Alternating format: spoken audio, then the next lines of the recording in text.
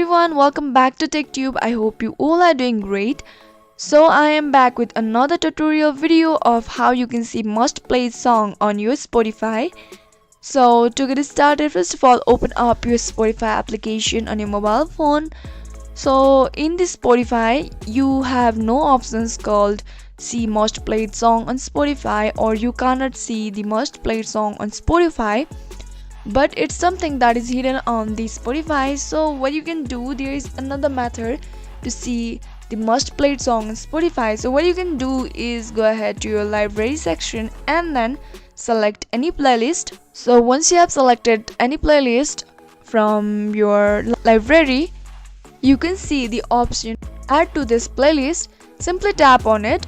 Now doing show you the songs that you have played several times or most of the times on your playlist on your Spotify. Now that's all guys, this is how easily you can see must played songs on your Spotify. I hope you found the video to be helpful and informative. If yes, go ahead and subscribe to our channel and also press the notification bell for more updates.